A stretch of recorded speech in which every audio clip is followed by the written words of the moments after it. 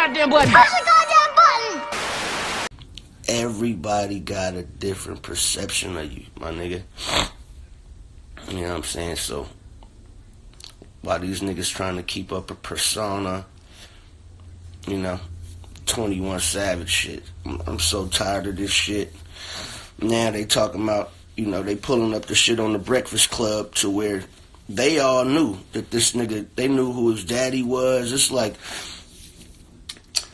motherfuckers, I guess that shit is true to where you can buy a rap persona now. You know what I'm saying? Like, nigga, like, yo, I want the rap kit. Like, what's the rap kit? The rap kit. I need the double cup. I need the braids. I need the tattoos on my face. I gotta say I'm a Blood or a Crip. And I gotta be from the ghetto. Both my parents have to be crackheads. I have to be deprived. I have to be known as an underprivileged kid. And yeah, that's my story, and I'm sticking to it. They like, what? That's my persona, nigga. That's my story. I'm a guy from Atlanta that used to sell drugs, and I'm gonna make this guy famous. Like, no, nigga, who are you? Didn't you live in the UK? Like, where's that guy? Because I know by the time I was 12 years old, I was outside selling crack already. Fucking, stealing cars, etc. And once again, any of you niggas from Los Angeles could vouch this. You know I'm not lying. So what I'm saying is, by 12 years old, you ain't no kid no more. Not in South Central. You not a kid no more in South Central at 12 years old. 12 years old, nigga. Yeah, you outside. All I'm saying is, you generation of niggas these days, y'all niggas go for anything. You let a nigga tell you anything. And you never once thought that he ain't lying to the white folks. They knew who the nigga was all along. He came out that airport from the UK 1,000% lying to us, nigga. So, you know, once again, a street nigga. This nigga tell you he from Compton, right? Hypothetically speaking. Nigga come over, tell you he from Compton. Come to find out, this nigga is not from Compton. This nigga is from Delaware. And this whole Compton thing was just something that he thought sound, you know, it sound good because he was in that place. But I mean, what's wrong with telling the truth to your people? Like, nigga, and you know, he would have sold way more records. You know how hard the UK would have been fucking with him if, nigga, because I'm gonna tell you like this, there is niggas in from the UK right now that live in South Central right now that ain't no bitches. Now, I'm not gonna say that I know one, but I'm pretty sure that it's a nigga that's in LA that came over here from the UK and it's about his business. So what's the problem with telling the truth about that? I don't understand, like, what part was that so shameful for that the nigga thought that it was okay to lie to niggas in the ghetto? Like, the one thing, we gotta know who you is, nigga. If niggas don't know who you is, you the police. It's one or two things. It's not that hard. If you come around this motherfucking lying about who you are, then it's obvious you're law enforcement. What else can it be from a nigga from the hood? Nigga, you say you was a Blood. That's where, you know, like, that's some LA shit. Nigga, we can't check your background. Nigga, check your files. Nigga, you from the UK. Own up to it, my nigga. Crumpets.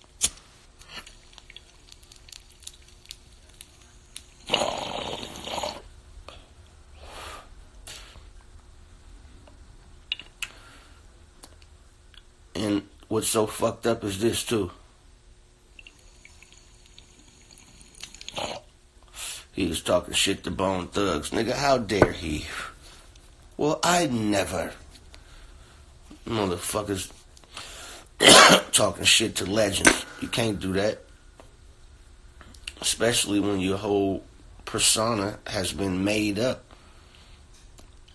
Your whole persona has been made up to fit a nigga who, you know, in actuality, though, when he said his daddy was a crackhead and all this shit, in actuality, it's crazy because his daddy been on the Breakfast Club numerous times.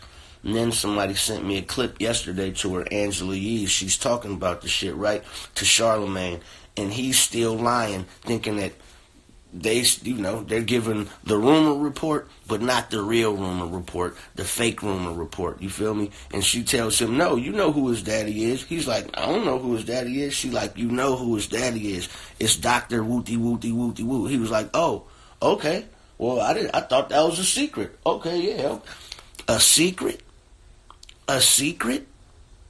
How can you be on the radio informing the people, but they're secrets?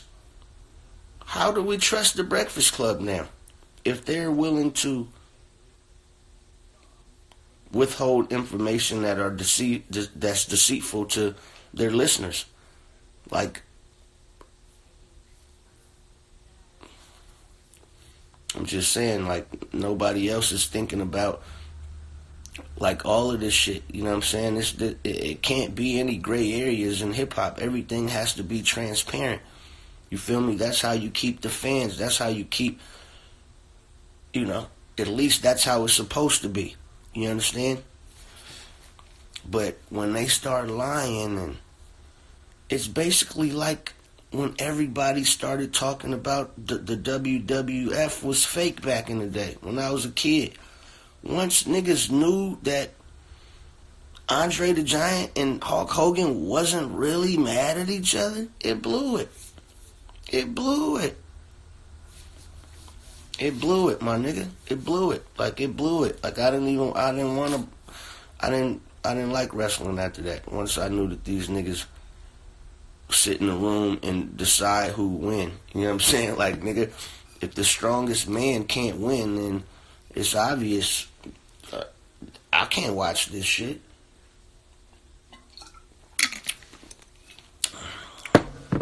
So, if the Breakfast Club is, it's gatekeepers, my nigga, this Illuminati shit, it was so long that I was fighting it. I was fighting it, you know what I'm saying, for a long time. Thinking that maybe this Illuminati shit is, it's like a gang of powerful motherfuckers, and yeah, but they're not just all set to one agenda. I don't know, after I seen that Breakfast Club interview, I was like, what? They slipped up.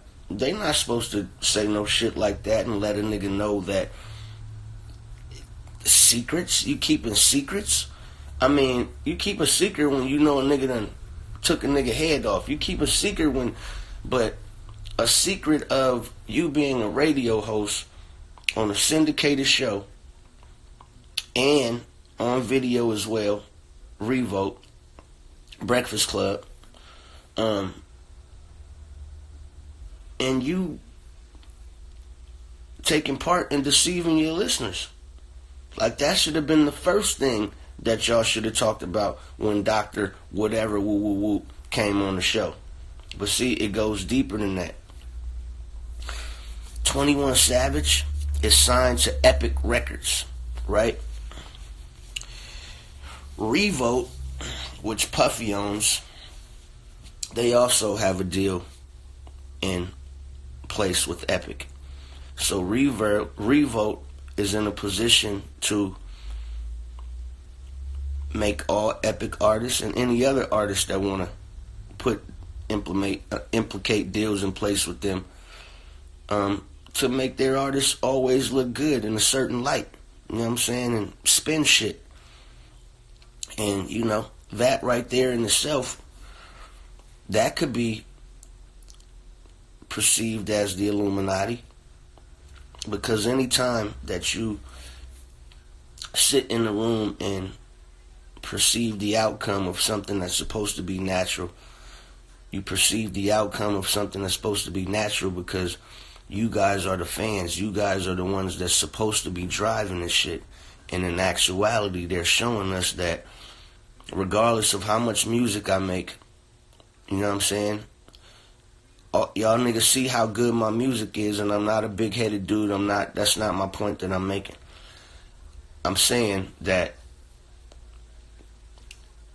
you know, I would have made $100 million off this shit already if it was up to y'all. You feel me? Because everything is there. Tupac signed me. I mean, not signed me, but you feel me? Ice Cube, Tupac, Dr. Dre, Snoop Dogg. I mean, it's E40. Like, who haven't I worked with?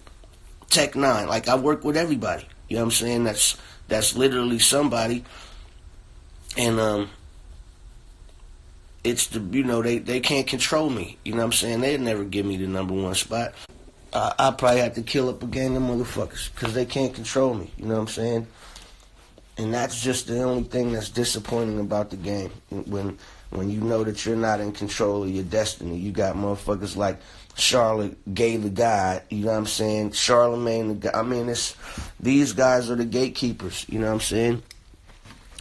And this is as real as it's gonna get when you catch a nigga on live and a nigga can say what he wanna say. But believe me, you know, thank God for Spotify. Thank God for streaming services where cats could make money. You feel me? Like, I make a lot of money off streaming.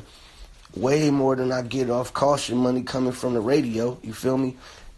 Even back in the day. And that's because people have a choice. You know what I'm saying? Like, how many times can you pay a fucking DJ basically to spin your record? You know what I'm saying? Like, and then if it's a good record, then they're going to hold it hostage even more and want even more payola because they know that this is a hit. You feel me? So they're not just going to...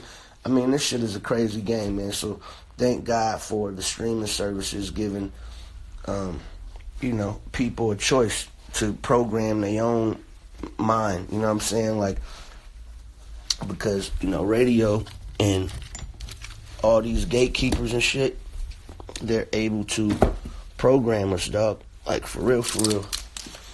You know what I'm saying?